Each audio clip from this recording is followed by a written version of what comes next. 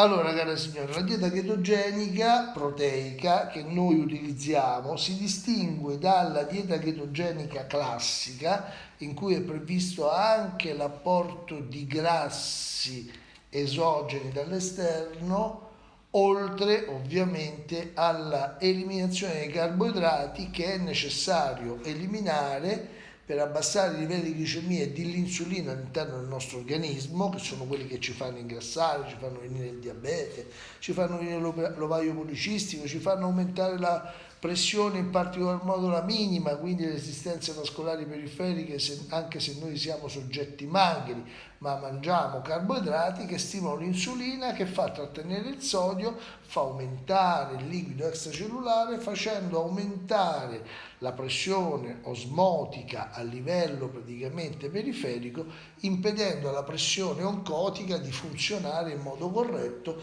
e quindi si crea un aumento delle resistenze vascolari periferiche che noi registriamo nello sfigmanometro come aumento della minima. In più è la stessa causa, l'insulina e la glicemia alta, a dare vita praticamente all'idislipidemia, aumento del colesterolo e dei trigliceridi e via dicendo. Quindi quando noi vogliamo assolutamente praticamente impedire di continuare a mettere grasso, anzi vogliamo incominciare a ridurre il nostro grasso, sappiamo che dobbiamo ridurre il muro dell'insulinoresistenza. Per fare questo dobbiamo togliere tutti i carboidrati in maniera che si abbassi sia il livello di glucosio nel sangue e sia il livello praticamente di insulina. Quando l'insulina si abbassa, il grasso si incomincia a sciogliere, e quel grasso che si scioglie a livello mitocondriale subisce un processo chiamato beta-ossidazione degli acidi grassi, che ci permette di produrre i corpi chetonici. Questo è l'obiettivo di una dieta chetogenica. La dieta chetogenica classica, che conoscono tutti, prevede l'apporto anche di grassi dall'esterno, grassi saturi e insaturi. Praticamente i grassi saturi sono quelli di origine prettamente animali, quelli insaturi sono in parte quelli degli omega 3 presenti nel pesce, in parte gli omega 6 contenuti nell'endosperma di semi ricchi di grasso come il chicco, l'oliva, la colza, il ricino, eccetera. Quindi praticamente quello che noi vogliamo capire, vogliamo mettere in campo, è proprio praticamente questa strategia che non prevede carboidrati. Però togliendo i carboidrati, noi, siccome dobbiamo mantenere costante la glicemia e dobbiamo nutrire anche cellule del nostro corpo come i globuli rossi, i globuli bianchi, la retina, il cristallino, le vie spermatiche, i tubuli renali, eccetera, che sono tessuti che non hanno attività mitocondriale e quindi non possono utilizzare i chetoni, bene, quei tessuti che hanno bisogno di zucchero, quelli verranno nutriti da un processo che è la gluconeogenesi, che viene attivata nel momento in cui noi ci mettiamo a dieta chetogenica. Quindi quella gluconeogenesi che poi innescherà la chetogenesi per mancanza di ossalacetato nel mitocondrio, quella gluconeogenesi può avvenire a scapito di due tessuti, o quello muscolare proprio del paziente o delle proteine che noi riforniamo. Queste proteine che abbiamo noi sono delle slow protein, delle proteine a lento rilascio, che permettono, una volta ingerite, si coagulano all'interno dello stomaco e rappresentano le uniche proteine di riserva presenti in natura, perché noi non possiamo, mentre noi possiamo accumulare il grasso e anche una quota di zucchero sotto forma di glicogeno muscolare ed epatico, noi non siamo in grado di accumulare le proteine. Le proteine vanno ad avere una funzione strutturale o una funzione enzimatica o di trasporto o quant'altro, ma devono avere una funzione. Le proteine che non entrano in una funzione, dalla strutturale alla funzione di trasporto, quindi dal ponte Morandi al tir che ci cammina sopra, ma una proteina accumulata come sasso sotto il ponte non ci può stare. Le proteine o vengono utilizzate o vengono trasformate in zuccheri. Questa proteina che noi facciamo, perché diventa una proteina di riserva? Perché coagula nello stomaco. e lì diventa una saponetta, in realtà una mozzarella, però si scioglie come una saponetta per azione della pepsina gastrica e questa fa liberare parte di questa proteina lentamente, impiega circa 7 ore la digestione di una proteina, di questa proteina, e questa poi subisce, una volta uscita dallo stomaco entrata nel duodeno, l'azione della tripsina che deriva dal tripsanogeno pancreatico e lì praticamente si formano aminoacidi semplici e oligopeptidi. Gli oligopeptidi servono per mantenere masse muscolari perché gli oligopeptidi non vengono transaminati, mentre tutti gli aminoacidi semplici vengono trasformati praticamente in carboidrato e formeranno quella quota necessaria per la gluconeogenesi per dare sintesi al glucosio che serve a cellule come globuli rossi, globuli bianchi, al sistema immunitario, alla retina, al cristallino. Quante volte uno ha detto io non ci vedo dalla fame, se non mangio non ci vedo. Queste cose non è che la gente se le inventa, la gente le percepisce e gli dà una sua interpretazione. La interpretazione scientifica è che la retina e il cristallino praticamente hanno bisogno di carboidrato, quindi noi di zucchero epatico. Quindi noi dobbiamo garantire con la gluconeogenesi. Proprio questa funzione prioritaria e che è determinata dal fegato a dare il benessere del nostro organismo. La quota, diciamo, di zucchero che viene formato attraverso la gluconeogenesi sottrae nel mitocondrio l'ossalacetato e allora tutto l'acetilcoenzima A, l'acido carbossilico che deriva dalla beta-ossidazione degli acidi grassi, anziché essere trasportato nel citoplasma sotto forma di citrato per essere poi il punto di partenza per formare nuovi grassi, non può diventare citrato perché manca l'ossalacetato, non può andare nel ciclo di Krebs perché manca l'ossalacetato, verrà quindi questa energia non viene presa, questo acido carbossilico non viene preso dal fegato, ma il fegato lo sintetizza con un'altra molecola formando l'acetoacetato che è il corpo chetonico capossile degli altri due chetoni, l'acetone che si forma per decarbossilazione e dell'elemento volatile e il beta-idrossibitorrato per un'azione di nitrolizzazione. Questo acetilcoenzima dentro il fegato non viene utilizzato, fuoriesce dal fegato, entra nel sangue e raggiunge i muscoli, il cuore e il cervello, che sono i tessuti che in questo momento stanno dando vita a quello che il suo cervello sta pensando e i muscoli posturali la stanno tenendo in piedi. Questi muscoli, questi tessuti che sono attivi grazie, nel caso si usassero i chetoni, grazie all'azione dei chetoni. In più anche gli organi parenchimatosi come milza, pancreas, l'abbiamo detto, rene, tubuli renali, tubuli via spermale, utilizzano praticamente i tubuli renali utilizzano i corpi chetonici. Quindi noi il nostro obiettivo che noi ci dobbiamo prefiggere è quello praticamente di arrivare a produrre i chetoni. Quindi noi mangiamo le nostre proteine le apportiamo secondo un principio normoproteico, vuol dire che noi praticamente facciamo attenzione a quello che è il nostro peso ideale, che noi lo valutiamo in base all'altezza, al sesso e in base praticamente all'età della paziente e al tipo di taglia. Qualche taglia portava a 14 anni?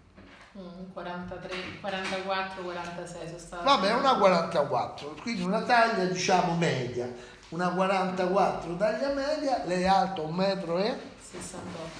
Quindi lei praticamente deve pesare come pesi ideali dai 65 ai 68 kg. Poi se proprio vuole diventare esile può arrivare anche a 60 kg.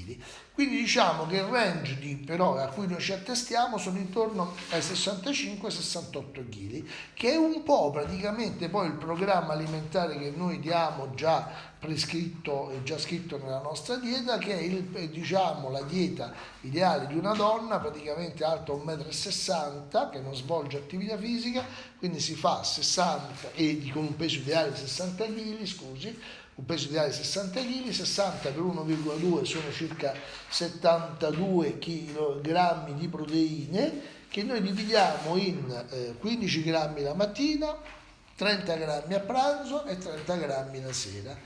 La sera o a pranzo o a cena noi possiamo ottenere questi 30 grammi, se uno vuole, anziché dall'integratore proteico, da 150 grammi di carne o da 200 grammi di pesce o da 5 uova intere o da 10 albumi. Però noi capiamo bene, quando noi per avere 30 grammi di proteine dobbiamo mangiare 150 grammi di carne, vuol dire che dentro quella carne c'è sta tanta altra monnezza, che possono essere glicogeno muscolare, può essere cartilagine, può essere anche grasso.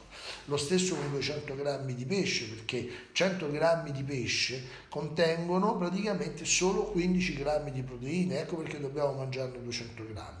Quella proteina invece che noi prendiamo è una proteina pura che riusciamo a liberare per un processo naturale che è il processo della digestione delle proteine, che è praticamente la digestione delle proteine che avviene attraverso un meccanismo di coagulazione a livello gastrico, quello che abbiamo appena detto. Questo materiale si ferma a livello gastrico, forma questo corpo proteico che rilascia lentamente amminoacidi oligopeptidi, sostenendo la gluconeogenesi e attivando così la chetogenesi. Quindi siamo, diciamo, abbastanza. Quindi il programma che noi abbiamo è il suo programma ideale. A fianco a questo apporto proteico, noi siccome siamo, diciamo, un po' più tranquilli, più umani rispetto a Black Bull, che invece era categorico, no? Che dava solo acqua, sali minerali essenziali, vitamine essenziali, ricordiamo sono la vitamina C fra le idrosolubili, che lo troviamo nel nostro multivitaminico molto rappresentato, come troviamo anche molto ferro, che di solito apportando soltanto proteine in polvere potrebbe venire a mancare, magnesio e potassio è già presente in parte nella proteina che diamo il potassio, in parte il magnesio, così molti fanno addirittura un'integrazione maggiore. Come vitamine liposolubili c'è la vitamina A, la vitamina E che sono essenziali, poi abbiamo anche la vitamina D se non ci esponiamo ai raggi solari, soprattutto se andiamo in menopausa qualcuno dice di aumentare questa dose, e poi abbiamo la vitamina F che sarebbero gli omega 3, più abbiamo gli amminoacidi essenziali che noi li otteniamo da questa fonte a lento rilascio che non ci dà solo amminoacidi essenziali, ma abbiamo già visto l'importanza degli oligopeptidi D e tripeptidi come precursori della sintesi proteica che non subiscono il processo di transaminazione a livello epatico. Con questo noi possiamo nutrire i nostri muscoli e andare a intaccare il grasso. Come ci accorgiamo che la macchina bruciagrassi è partita? Con un semplice test, il Ketur test. Noi abbiamo questo stick che compriamo, il Keto Sticks della Bayer, lo immergiamo nelle nostre urine la mattina appena svegli con la prima urina.